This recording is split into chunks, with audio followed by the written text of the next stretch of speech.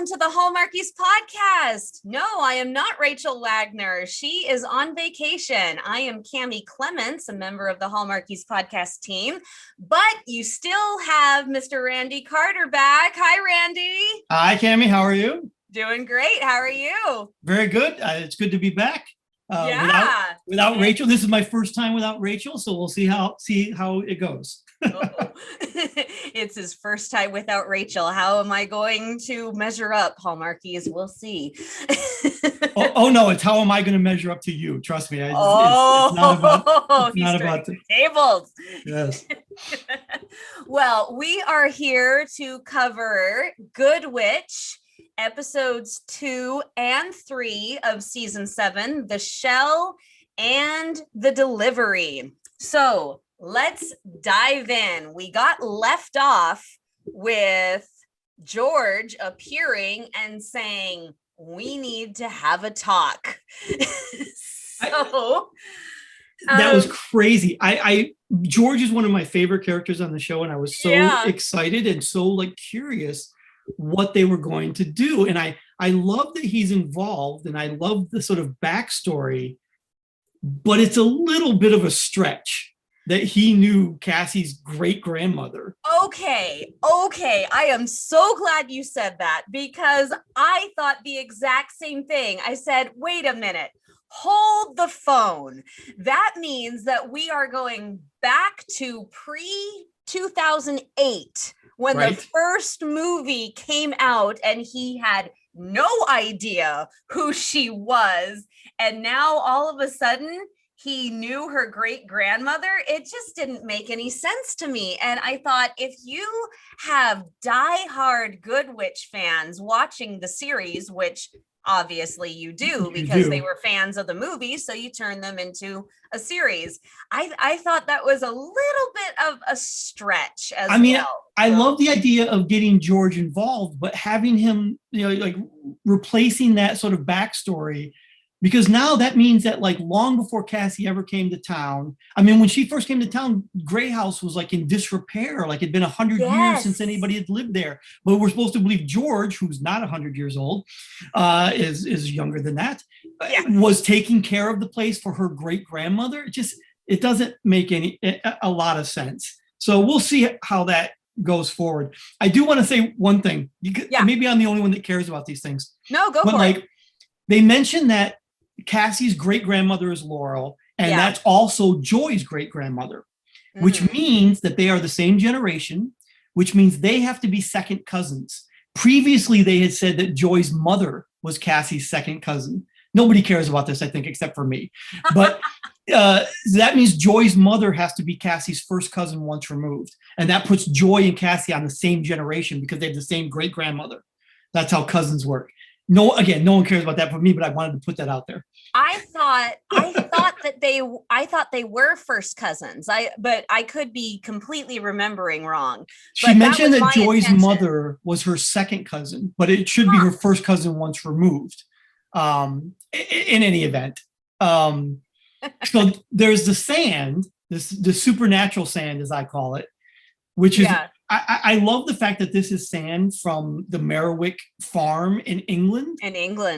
Boy, I would love an episode someday where they go back and visit that farm. Wouldn't that be great? It would be.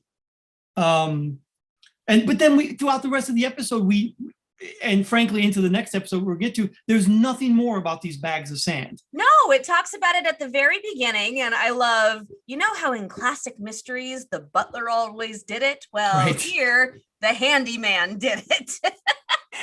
And when I was in college, I was in a spoof of Agatha Christie, and it was called Something's Afoot. And the first one to die was the butler. And so we had this entire song called Something's Afoot, and the butler didn't do it. So that whole thing of the handyman did it made me giggle. No, George is great. I love George in every scene he's in. I know. He's such an endearing character, and he's been there since the very beginning. He's the only one besides Cassie who has been there from start to current.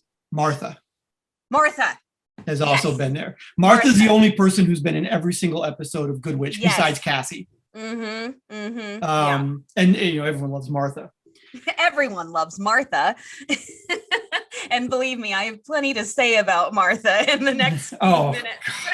So just to wrap up this thing about the sand, we don't hear more about the sand, but Joy figures out that the little symbol on the shell that she found on the island, that the J or whatever, is supposed to be some sort of protection thing.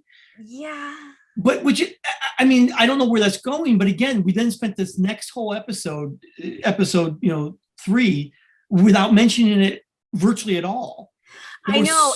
I think it's to hold our attention, and it's to get us to watch until the next episode, because I've seen that happen before when they leave something at the very end of an episode and then they skip an episode and then go back to it. So that's not incredibly uncommon, but it is strange to do. I do think, yes, I agree with you there. And, and it's funny because George says that she never told me what they were for, the pouches of dirt, but she said figuring it out was part of your journey. And this whole pouches of dirt storyline is definitely taking us on a journey. Well, this is obviously going to be the storyline that's going to carry us through the season. I mean, like I said, we'll have a couple of episodes where they barely mention it, if they mention it at all, and then it'll come back.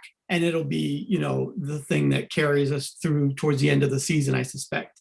So we'll see where it's going. Yeah. Okay. Let's talk about the double D's, Donovan and Daniel, for a second.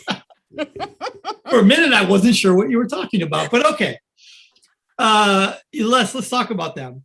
Oh goodness. Daniel's okay. I'm not a huge fan of Daniel. So they had him he lost his job. He's like this political consultant, and he got fired. right. Because he posted something accidentally online, which is posted the strategy for the campaign, and so all the competitors could see it. Yeah. Right. And then I don't know if we saw much of him in the rest of this episode, although they made up eventually. Like now they're going to be friends. We'll see how long that lasts. Well, the big reason why they became friends is because they had it out at the family dinner. So let's talk about that family dinner for a second. It just, oh man, I don't know about you, but I come from a family where I have 5 older brothers and I'm the only girl. So if my brothers want to tell me something, they tell my mom, and then she tells me. And so I'm from a family where there's a lot of go between. So what about your family dynamic? Do you and your siblings just talk things out, or how do you guys handle it? I think so. I mean, I have one sister growing up. So there was just the 2 of us growing up. And nothing, everything was pretty much put out there. I don't think there was never any trying to hide things. My thing about this dynamic with Donovan and Daniel is it's so obvious that Dottie had set them up to be so competitive. Who had the best day? I mean, come on, what mother in their right mind would do that? Someone who's unhappy with her own life and wants her children to be, nothing but like uber successful, and uber successful in a superficial way, as opposed to like, are you happy? Well, what made you happy today would be the better question, as opposed to what happened that was good for you today. Oh man, I know. And it was my way of encouraging the spirit of competition between the boys. I absolutely love how Martha, we talked about how much we love Martha. I absolutely love how Martha set her straight, and she wasn't even trying.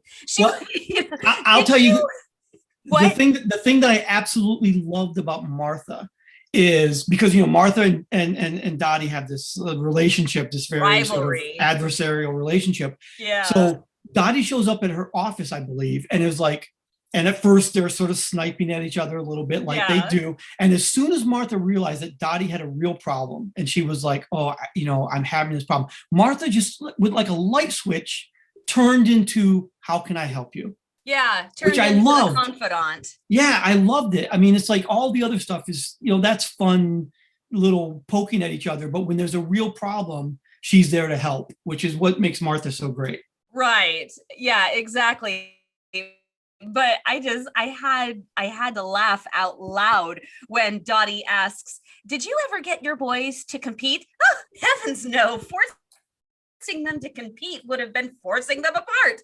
And then immediately, like you said, she sees that Dottie is downcast. Of course, every parenting style is different.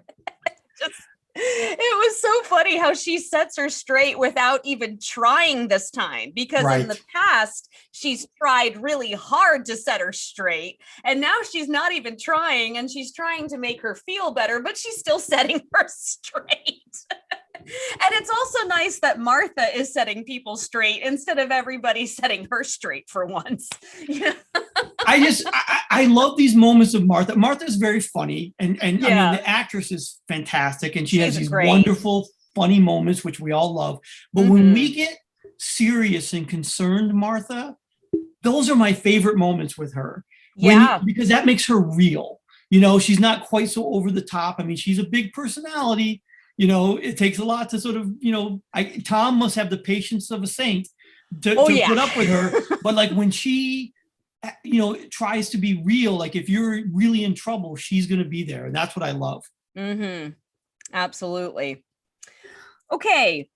Let's talk about, oh goodness. Let's talk about Adam, shall we? Okay. Oh gosh, I can tell this is going to open a can of worms. I don't know what's happened to Adam, but he is, I think it's in the next episode. Sam said, you're a hot mess. And I'm like, that happens in the next episode. I was like, yes, you are. Yes, he is. Here's the thing about Adam. He is about to propose to Stephanie last season. He was like ready to, I think he bought a ring. He was ready to propose to her, but he feels called away to his mission. Okay. So far, so good. I mean, that's a conflict. He goes away onto his mission, meets this girl, Eileen, for 2 months only. It's not like he's been gone a year. He's been gone 2 months. He comes back and tells Stephanie, like, oh, Stephanie tries to kiss him. And he's like, oh, no, I'm sort of with Eileen now. And just horrible. And doesn't tell her in the proper way or anything. But then Eileen shows up, and there's a moment when he's going to go in to kiss her. And that's when I sort of, as an audience member, realized, oh, they've never even kissed before. She goes in to kiss him even. Right. And it's like you just dumped this woman who you were going to spend the rest of your life with, meaning Stephanie, for 2 months with this woman who you haven't even ever kissed. Like, where is your head? So thank God at the end, when he comes back to Stephanie, tail between his legs, and was like, oh, I miss you. Can we get back together? And Stephanie was like, no, we can't, because I don't trust you, and nor should she. No, I completely agree. I thought, okay, so I'm in the minority on the Hallmarkies podcast team. I love Adam. I really loved him and Stephanie together in season 6. A lot of the other girls, they don't like him as much, but I thought they were great. I loved him more than I loved Vincent with Stephanie. That's for sure. They were all on Vincent team. Yes, they were. I was on team Adam, but frankly, I'm on team Wes, her ex-husband. That's who she needs to get back with. When he was on, he was great. Yeah. But definitely Adam over Vincent. For sure, but not new Adam. New Adam is like no, not new Adam. Yeah, and so all of season 6, when I was watching, I thought, this guy is awesome. He's handsome. He's considerate. He's feeling. He's talkative. This is great. This is wonderful for Stephanie.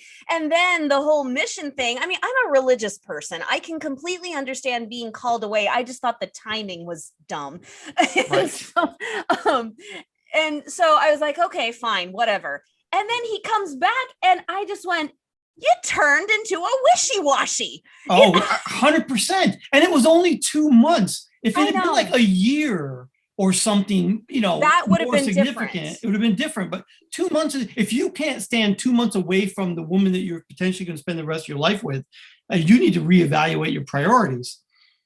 Yeah. And the biggest mistake that Adam made in this episode was he said, could we just pretend the last 2 months didn't happen? And right. That's the problem. That's the problem with a lot of men is they say, let's pretend it never happened. But the women say, no, it did happen. And so we need to talk about it. We need to resolve it and we need to move on from it, not sweep it under the rug and pretend it didn't happen. So, right. But I totally agree with Stephanie when she was saying that how can she ever trust him again? How can she trust I agree 100% on that one. 2 months from now, he'll meet somebody else and be like, oh, but I really want this person. Because if he was willing to throw away the relationship for this woman he met on a mission for 2 months, I mean, that's, Yeah, no. and then he won't even commit to her. We're just like, what the heck is going on with you, Adam? Adam is I don't know. New Adam is not good. New Adam, no good. Yeah, new Adam, no good. Agreed. Completely. I do love when Joy was trying to get Stephanie to date, and she put her on the dating website. Sparksy. Sparky. Not Tinder, but Sparks. Sparksy. Right. Not Tinder. Not Tinder. It's not Tinder, it's Sparksy. No. But the other thing is in a small town like Middleton, presumably these people that are liking her on this dating app are close by. I mean, wouldn't she kind of know everybody, especially since she has the cafe and like everybody comes there to the bistro? Yes, but with online dating, the possibilities are endless, Randy. That's what they say. But Stephanie wasn't interested. She's not interested in dating right now, which is probably for the best. I agree. Yeah. But I do want somebody for Stephanie. I think she's such a wonderful character. And I wish that she could find somebody. Again, I want Wes to come back. Or when Ben was around, Ben was really good for her. I loved her with Ben. I really did. I think everybody loved her with Ben. I know. I don't know what happened. He just I think left. The actor wasn't I know. It was anymore, the actor who left, but we don't know what happened to the character of Ben. Oh, no, they just mentioned, since Ben moved out of town. Yeah. Did he go back to help his sister? I think he went to help his sister. I honestly do not remember. I think. But I think that probably the best line, other than not exactly how I imagined our first kiss going, said by Eileen.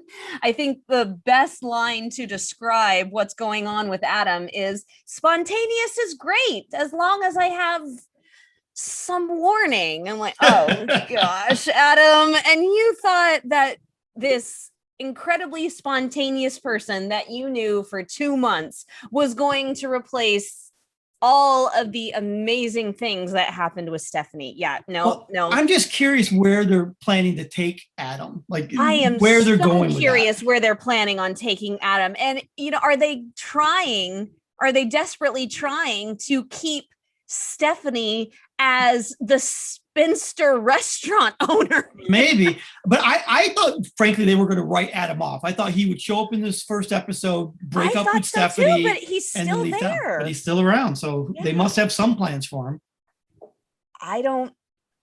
This is one area where I am not even going to try to make a prediction because I do not have any clue what's going on.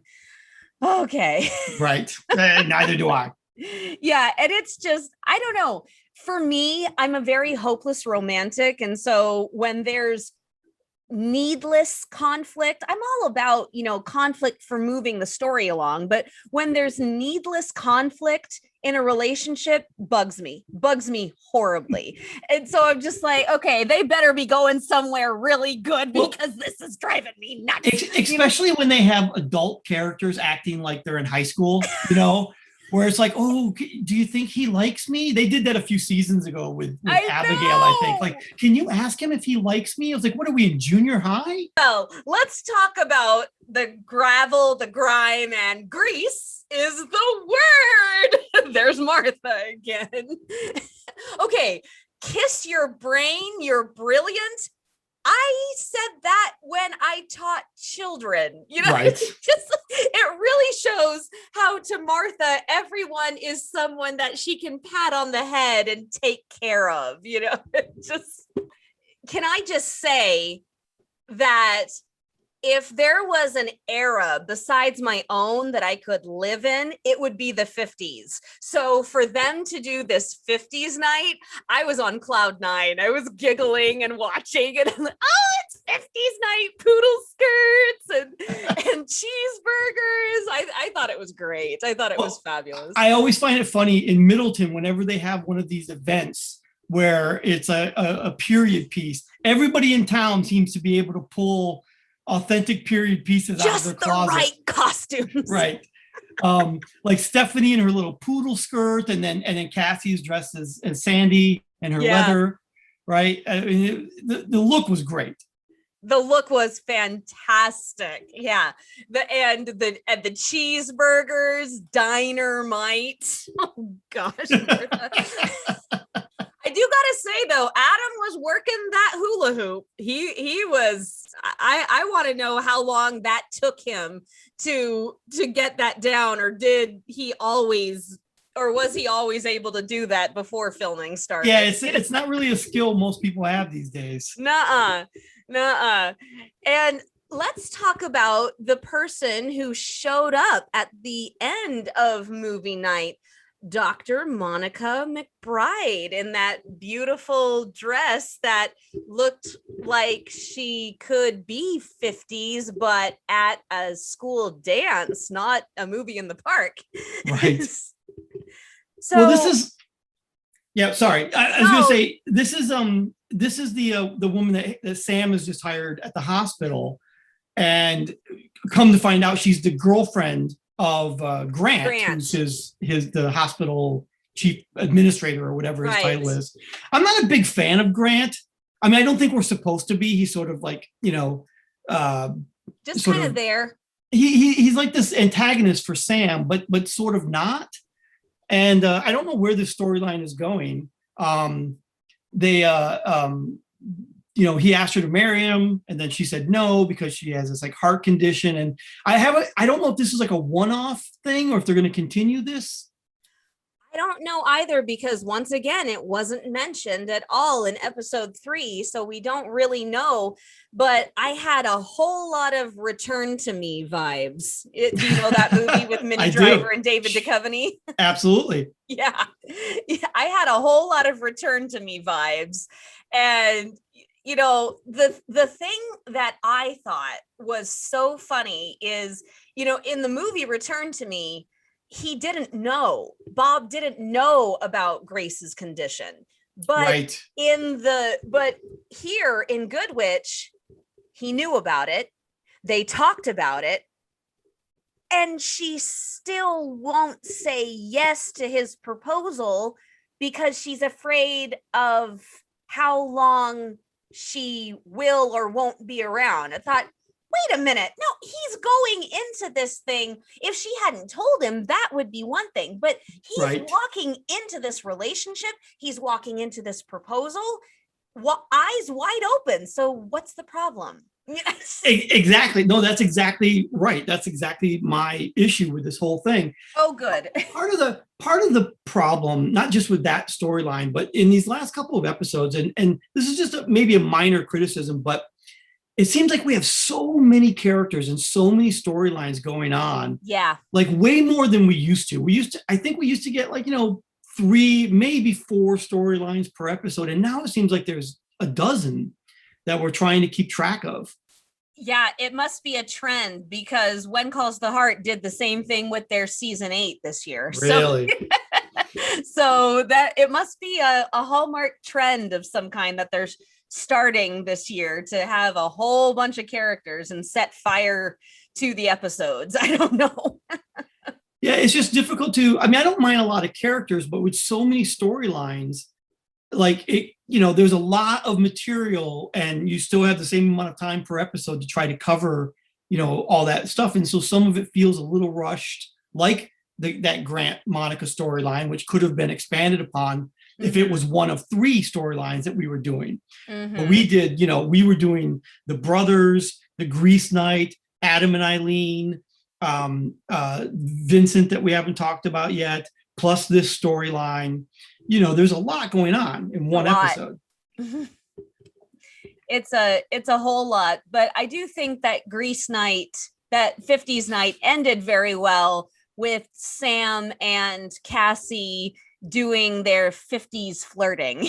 Oh, I love the dancing and everything, the silhouetted dancing and everything they did, which is very much a Grease thing to do. Yeah, very. And I love it when they do fun stuff like that. Yeah. And sort of make it a little bit different. Yeah, that was really funny. Okay, let's talk about Vincent, because he's taking a very, very big step right here. He's thinking about becoming a foster dad, and that's all because he met Michael, a foster kid. Right. I haven't been the biggest fan of Vincent, and I'm still sort of not.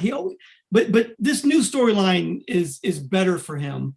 Early on, when he was a potential Stephanie date, I always felt he was a little dishonest. I didn't, he's a little sketchy for me. No, you have a point. Yeah. And so now it's a little bit different. I would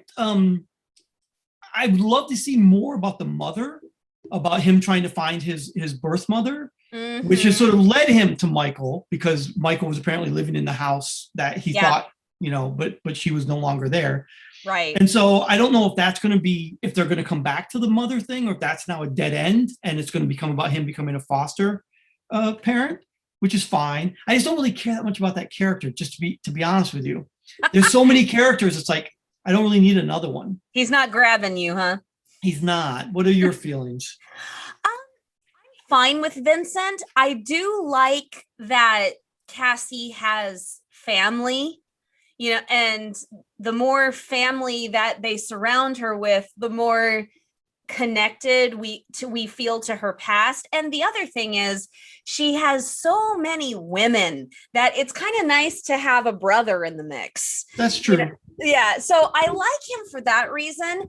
I'm not emotionally invested in him, but I'm fine watching him. Does that make sense? Sure. Absolutely. I'm sort of the same way. I don't get repelled when he's on screen. Oh, that's good. I just, my attention wanes just a little bit, because I don't really care that much about that character, but that can change if they do a really interesting storyline. Yeah. I'll be down for that. I would have liked to see, maybe not the birth mother is found in this episode, but it does kind of seem, especially since he wasn't in episode number 3, it very much feels like they've kind of given up on the birth mother, that, we didn't find my birth mother, but I found the kid that I'm probably going to foster. Great. I'm like, wait, hold it. You really, really wanted to find your birth mother. Abigail was talking about how big of a step it was. And now it's kind of, once again, swept under the rug, I suspect they'll be bringing it back because it does seem to be too big of a thing to just sweep under the rug like that. Yeah. So I suspect it'll come back when they have time for it. Let's hope. We'd like to take a second from this episode of the podcast to celebrate our sponsor of this episode, and that is the Hallmarkies Patreon. Do you love Hallmarkies podcast? Do you want an inside scoop into what happens on the podcast? Do you want early access to episodes and loads of cool perks? Now is the time to become a patron of Hallmarkies podcast. By becoming a patron, you get to access our patron Facebook group. You can request episodes or even be a guest on the podcast. And most importantly, any patron can join our monthly movie watch-alongs with stars like Paul Campbell, Natalie Hall, and more. It's as low as $2 a month to join in and become a special part of the Hallmarkies family. Please consider, and we will love you forever. Go to patreon.com/Hallmarkies. That's patreon.com/Hallmarkies. All right. Well, that brings us to episode number 3, The Delivery. So I have to admit, when I saw the beginning of this episode, I went, whoa, wait a minute. Bailey's coming back for a special guest star appearance? And then I saw her name in the credits and went, oh, okay, yes, she is coming back. And then that kind of threw me for a loop. I was like, oh, well, okay.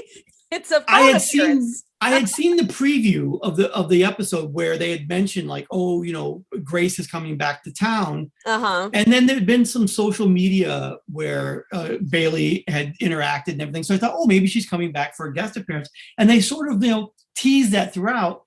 I mean, especially once you see her name in the credits, which of course they can't do anything about that because, I mean, she's appeared, so they have to put her name in the credits. Absolutely. But it was really kind of a cheat that we get like 2 seconds of her at the end of the episode. On a screen. on a screen. Now, part of that could be if Bailey's not in Canada and they were shooting this during COVID, like she can't go up. Very true. I mean, she would have to go up and quarantine as all the main cast had to do, like Catherine Bell and everybody. And if she's down doing other things, I mean, but they wanted her, so she could have done that from her house, you know, and done that and sent it up. So I just think that if you're going to do it, because she was such a huge part of the show, you need to do more than that. You sort of teased that it was going to be more than that, and then it was nothing. I do agree. If you're going to bring back a character like Grace, because she was such a huge character for so long, and you know, she moved on, she wanted to do other projects. I totally respect that of Bailey. But yeah, I do agree with you that if they're gonna bring her back, then bring her back at least for an episode. But we got 5 seconds on a screen. I thought, well, the season is young, you know. Right. And they've also now set it up. So, because I remember when last season when they mentioned that, oh, all of a sudden she's studying abroad in Spain. And I was like, oh, that's a good reason, because Nick kept showing back up and Nick was going to school in California. And I was like, well, Grace is supposed to be going to, you know, literally like an hour away going to college. So why wouldn't she keep showing back up? But sending her to Spain is what did it. And now she's in Italy doing her internship. So they've got to keep her far enough away that guest visits aren't likely to happen. Yeah. But I mean, maybe she'll come back, you know, I don't think she'll ever be back as a regular, but I think I'd love to see her back as a guest spot, you know, from time to time. I think having her back as a special guest star would be a really great way to keep the storyline consistent and just to keep the love of the character alive, and then just to be real, you know, daughter comes home for a couple of days to visit in between college semesters or something like that. Right. I'm the guy that still wants Lori and Brandon to come back for visits from time to time. So, I mean, and we've seen Brandon, but we haven't seen Lori since like season 1. So, I mean, that's not likely to happen anytime soon, but I hold out hope. Keep hoping. Keep that hope alive. I loved Lori and Brandon, and when they stopped coming around, I was very sad, but same. Oh, well, you know, because they're the kids that started it all, you know. Exactly. Yeah. I really did adore those characters, but you know, que sera. Time marches on. Time marches on. Let's talk about those baby shower memories. Yes, let's talk about these flashbacks. Oh my. Well, the funny thing is, I remember, not that I ever noticed these kind of things, but I remember seeing one of the previews and seeing a picture of Abigail with that sort of straight and bangs and everything. Yeah. And I didn't know it was going to be a flashback. I thought, is that her new hairdo from now on? And I was like, oh, that's bad. That's really bad. That's a no. That's a no from me. But luckily it was just in the flashbacks. Yeah, but it was a flashback. Phew. The flashbacks brought up some continuity problems. First of all, they were doing this all in Grey House. And at the time that Cassie had her baby, she wasn't living in Grey House. She was living at Jake's house. And I understand production wise, you know, why they're going to do this, but they were, you know, and Abigail, although she does visit from time to time, they mentioned she had met Grace when she was a baby and everything. So I guess this was on one of her visits. And she even said, like, oh, I live in New York. I'm never going to live in Middleton. But I mean, it was fun sort of seeing the flashbacks. I don't know that they serve what purpose they necessarily served. I will say another sort of continuity error, and again, I'm probably the only one that cares about these sort of things. I very much care about continuity. You go right ahead, my friend. When they were doing their yoga, that little yoga scene, there's a piano in that room. Sam brought that piano in like season 3 or 4. There was no piano in that room until a few years ago. But again, I mean, who cares? But they could have moved that piano out. But anyway. Yeah, it's I thought they were cute. I thought it was sweet to do the whole reminiscing thing. I really, really wondered at the very end about Cassie picking up the baby. For a split second, I thought, is she helping out with the Tinsdale's new baby? And then I looked and I went, oh wait, her hair's long. This is a flashback, because it went kind of from one thing to another. And so I thought, wait a minute, is this her helping out? And then I took a look at the hair and went, oh wait, no, this is another flashback. And then she looked straight at the camera. I'm like, what is going on here?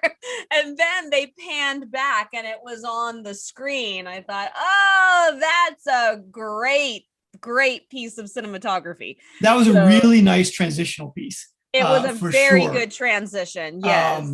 Because I said the same thing. Because she's obviously talking to Jake. And at first I thought, oh, it's a little cheesy that, like, I know we're not getting the actor who plays Jake, so we're just going to have her looking sort of off camera there at Jake, but never see Jake. But then, of course, you realize Jake's shooting it on his home camera. That's what the whole point of it is. So that was nice. I did like that. I thought that was a nice touch. I started out not liking it, and then when they panned back, I went, oh, that's brilliant. Because they couldn't get Chris Potter probably. Yeah, I'm sure not. Yeah. He's doing Heartland, and I don't know what the schedule is like, but Heartland was the whole reason why he couldn't come and do the Good Witch series, and why they killed off the character of Jake is because there was too many conflicts. And so, I was with you. I thought, oh no, please don't. And then it was a video that Sam and Cassie were watching together. I said, okay, I can handle that. I do think, I don't know. This is a little strange for me. I've never lost a spouse, so I don't know what that is like. But it seemed like the only emotion Cassie was experiencing was her missing Grace. And I can completely understand that she has healed from Jake's death and she's moved on from Jake's death, and obviously she has opened her heart enough again to date Sam, marry Sam, and they're settled in their life together. But I thought that maybe we would see the tiniest little bit of a soft spot for the fact that Jake, or a mention of the fact that Jake took this video. And I thought, oh, that's kind of interesting. I thought the same thing. I mean, and in real life. Oh, you did? Okay. I absolutely thought the same thing. On the other hand, there was so much jam-packed into this episode, like another emotional beat that isn't really part of the story they're trying to tell, would be just a little too much. Because, I mean, this whole episode, Cassie's only story really in this whole episode was about being an empty nester and missing Grace. And, Grace is making these decisions on her own. She picked this internship and didn't consult Cassie. And, that's what they do. And as Sam said, you've taught her to make her own decisions and to be an independent woman. And that's what she's doing. And, it's very realistic. I mean, I'm sure mothers, that's how they feel, like their children go out into the world. And of course they still see them as their little babies, but they're out there making their own independent choices. I have 4 children. The oldest is 10. And when they make independent decisions, it gets me a little weepy. So I can totally understand. However, I do love the way that, number one, Sam didn't get jealous, because they could have played it that way. Right. They could have played it as Sam getting jealous of the relationship between Cassie and Grace, or jealous of the time that Jake had with her that Sam didn't, blah, blah, blah. And they didn't. They made him totally supportive, which I thought was great. But I love when he came home for lunch. And, you didn't have to leave me a message. Oh, you didn't have to leave a message for me. I'm right here. Right. You came home to check on me. Definitely. and then he talks about dropping Nick off for his first day of kindergarten. And then, do I interrupt your stories? Mine are uplifting. I'm getting there. Just really great husband and wife banter, and how he asked the teacher for antiseptic and a Band-Aid. I loved at the end of that scene when Cassie says something like, "Oh, you seem to be really intuitive," and Sam's like, "Yeah, maybe you'll pick up on it one day."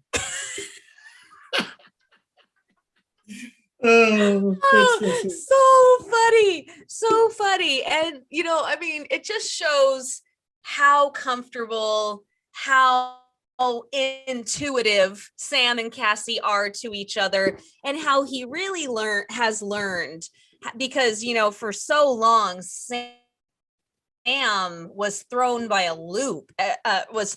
a loop every time Cassie came into the picture. But he really has settled into a rhythm where he knows what to expect, but is still surprised by her. And they know how to help each other. They know what make each other tick.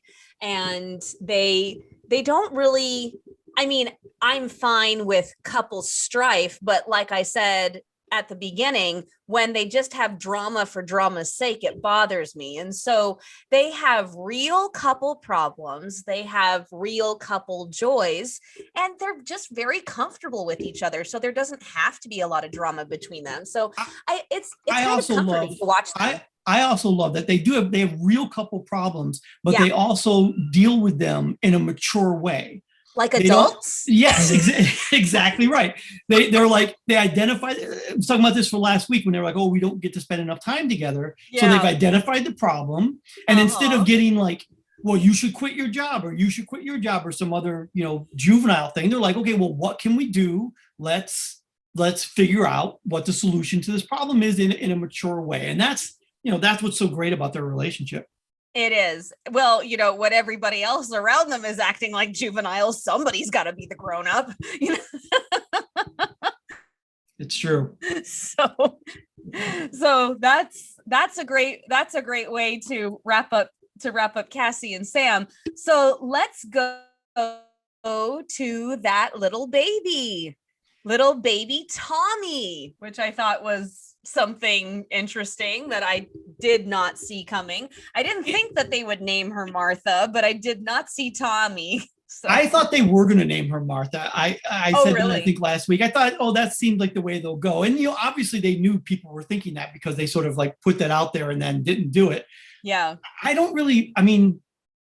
Okay, they've named their baby girl Tommy. That's a little odd, but okay, I'm down for it.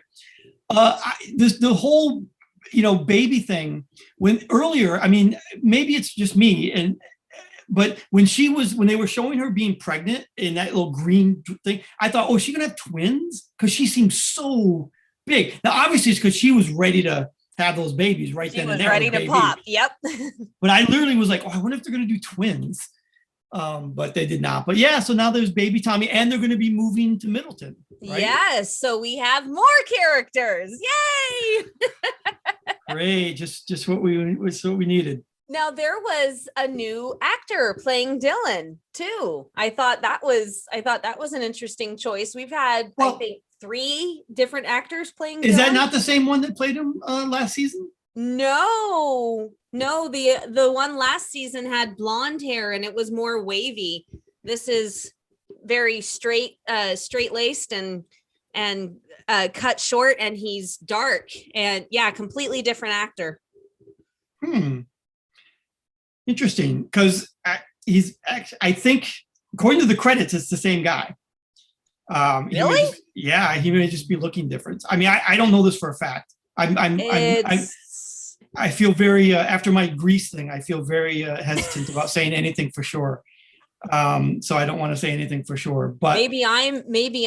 I mean, he did look different to a different season. So well, there's the two sons that they've had, right? Dylan and Michael, right? And so Michael was the one from a few seasons ago who like came into town and didn't have a job.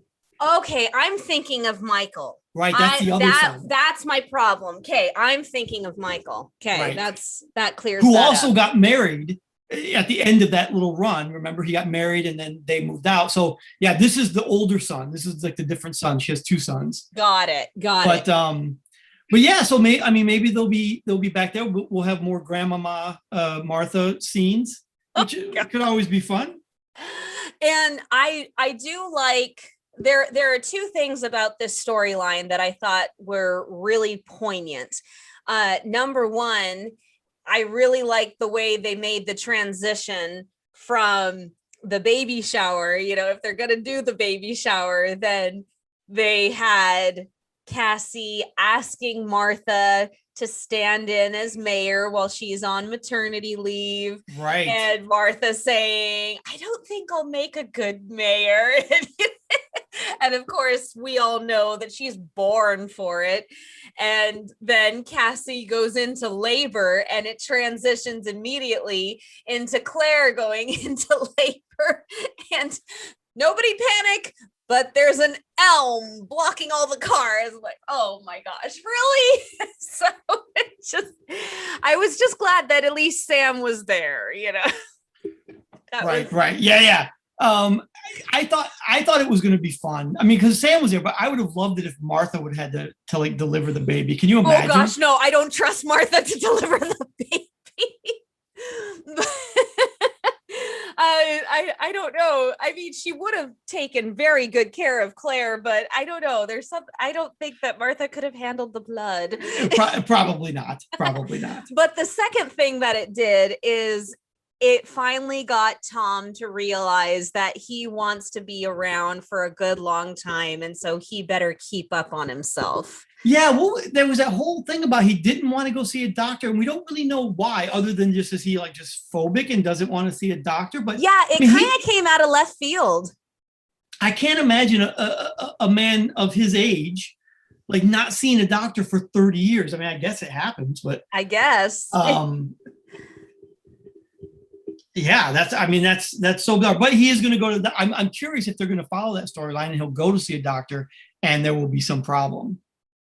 That's a really, really good point, because I'm hoping that this was the wake-up call that gets it in time for him, but I guess we'll just have to see. Now, okay, Adam and George in the old church. What do you make of that?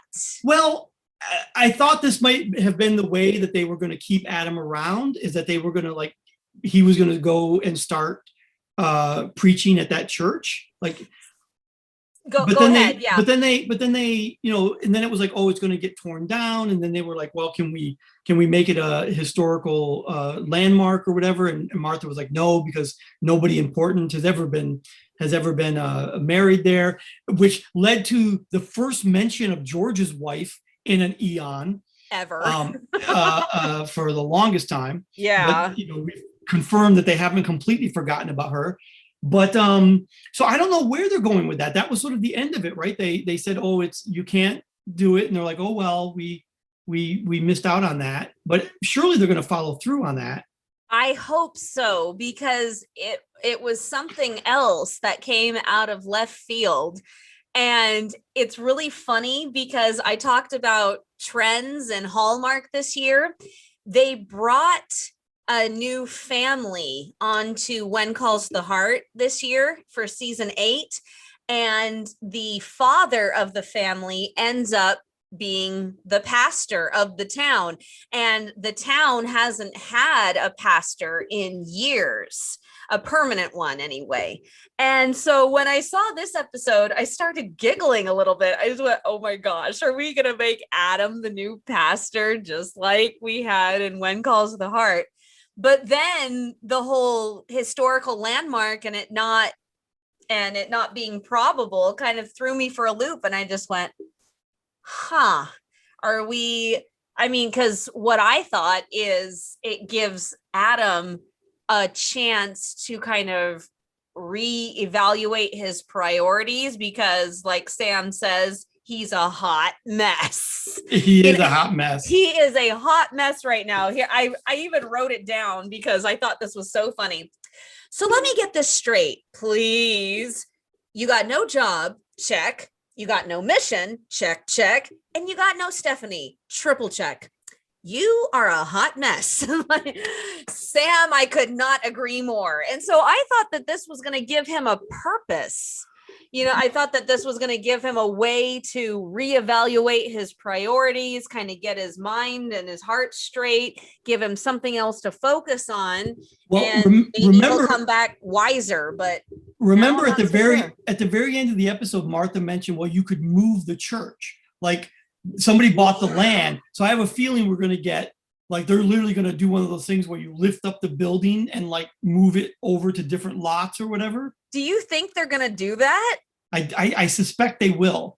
That because, like, will be one heck of a crane, you know? Yeah. I've seen it done on TV shows before. I don't know. I'm sure it can also be done in real life. You hear about these things. I've never actually seen it. But yeah, you just lift the building up off of its foundations and you truck it over to some other new lot.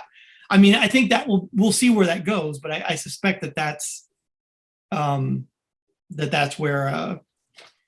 it's going to go. The biggest thing that I ever saw moved was my playhouse that my family built for me when I was 7 and gave to me for Christmas. It was a really, really small, it was kind of a 1-room cottage, and it was on our front driveway, and we moved it to the backyard, and it's been there ever since. So that's 30 years, you know? And so that's the biggest thing that I've ever seen moved by a crane. And, you know, then I've seen mobile homes on the back of a trailer, but that church seems a little big to pick up and move. So it will be very interesting if they actually do literally pick it up and move it. I suspect that's where it's going, but, you know, I mean, who knows? I mean, it wouldn't be the first time they sort of start down one path, sort of like Vincent's mom, and then just take a left turn into something else. But obviously Adam's going to stick around for a while.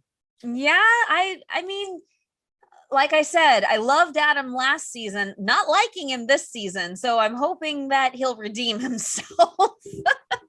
Because if he doesn't, then I will be very interested to see what they do with him. So speaking of Adam, let's talk about his incredibly recent ex bumping into somebody who looks a lot younger than she does, who turns out to be a French teacher. Yeah, I mean, bonkers. It was a little odd. I mean, I wish that they had done it so that, like, you know, so Stephanie's going to do this thing, take a French class, just to sort of like, because earlier in the season she was talking about how it is all I am the bistro. I want to do something more, and so taking French, and maybe she'll go to Paris for a cooking class or something of that nature. But meeting this guy, I mean, I realize that they're trying to set this up like a relationship thing, but I hope two things. I hope it doesn't really go anywhere, that they just, like, she realizes she's not ready to date, but they sort of got to mention the age difference, right? I mean, I don't have a problem with that age distance necessarily, but it's got to be mentioned. I mean, she's got to be 15 years old. Pretty significant. Right. Well, that actor, I mean, I looked him up. Oh, because I know that actor. He was on Degrassi for years. Right. Playing Drew. And he's 27 in real life. Now, I couldn't find how old Kylie Evans is. But I mean, she's got to be in her early 40s, right? That's what I'm thinking. I mean, she looks great. Don't get me wrong. I mean, she looks fantastic. She looks fabulous. I interviewed her once, and she was she was fabulous, but she was not 27. I can tell you that. Right. Exactly. So, and again, I don't have a problem with that, but they should bring it up. I mean, who knows where it's going to go? I think this is a red herring as far as a relationship for Stephanie is concerned. I was going to ask you, what do you think? Do you think that this is a red herring, or do you think they're actually going to go somewhere with this? What's your opinion? I think it'll go down the path a little bit, and this will cause Stephanie to realize that she's still not ready to date. Or maybe they just go on a couple of dates and have some fun, and she's like, yeah, this is not my forever guy, but hey, I can get back out on the dating scene. Maybe this will just be the thing that jumpstarts her to start dating again, but somebody, more appropriate for her. Not that he's not appropriate. I mean, we don't know enough about him yet, but yeah, we don't. But we know that he is not very physically careful. Yeah, it's also hard for me because I watched him for so long as Drew on Degrassi, where he was kind of a punk. He was kind of a snarky, kind of not always a nice person. Well, he was a snarky punk here too. So exactly. So he wasn't the least bit polite, and that whole creme brulee debate. I just went, oh no, Stephanie, don't engage. See, no, don't. Just like Stephanie was convinced that her creme brulee was better than the French chef's creme brulee, I was convinced that Greece took place in 1961 when it took place in 1958. So I feel for Stephanie in this episode. I feel her pain. I understand. And just as she said she'll be eating crow, I do the same.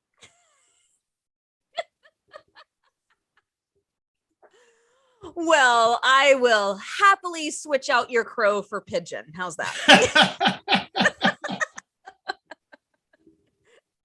A carrier pigeon to carry the message. Oh my goodness. But yeah, I was a little, obviously because of the previews, we had a warning, but I was a little thrown by that. I just went, wait a sec. Are they actually going somewhere with this? Okay, this is going to be interesting. And, I thought that the whole class was going to get to do a taste test, but she said that she would rather do the apology without an audience. I'm like, okay, somebody's chicken. Yeah, I mean, we'll see where they go with it. I suspect they won't go far, but I could be wrong. I've been wrong before. Do you think that going out on a couple of dates with him will kind of get her to see that she and Adam are still a good thing? I hope not. Unless Adam turns himself around, which is always possible. Everybody can be redeemed, but currently, Adam 2.0, no. Yeah, Adam 2.0 is not all that impressive. No. Not even a little bit. So no, yeah. And it's I thought about that possibility because Stephanie says on 50s night, she says that, she needs to go out there and find what she's missing because she sat around and waited for Adam to, during his mission, which why didn't she just kind of find herself while he was gone? I don't know. But she says, don't make the same mistake I did. Don't wait for me. And so I'm wondering if in finding herself, she'll kind of be like Dorothy in The Wizard of Oz. She goes out to find something spectacular and finds out that what she really loves is what she's doing here at home. And she wants to improve herself, but home is going to be the best thing. But the only way I will be satisfied with her going back to Adam is if he redeems himself, which so far he has not. He has not. And that's going to be a long road for redemption. Again, like he tried to at the end be like, oh, let's just get back together. And she's like, no. And thank God she was like, no, absolutely not. So that's good. Yeah. All right. Well, that wraps things up for this episode of Hallmarkies podcast. Randy, thanks so much for hashing things out Sure, thank you. I know we missed a couple of things, but we're running out of time, so I guess we'll just have to save them for later. And you can find me at a lot of places. You can find me on Hardy's Hotline and Deliver Me a Podcast. You can find me here also on Hallmarkies Podcast. And don't forget to follow us here at Hallmarkies Pod and Hallmarkies Podcast all over social media. Don't forget our merch store and our Patreon group with lots of great merch for you to buy for the Hallmark lover in your life. And we have a lot of great events that are coming up with our Patreon. So be sure to check that out and join us. And we will see you next time. Bye, everybody. Bye-bye.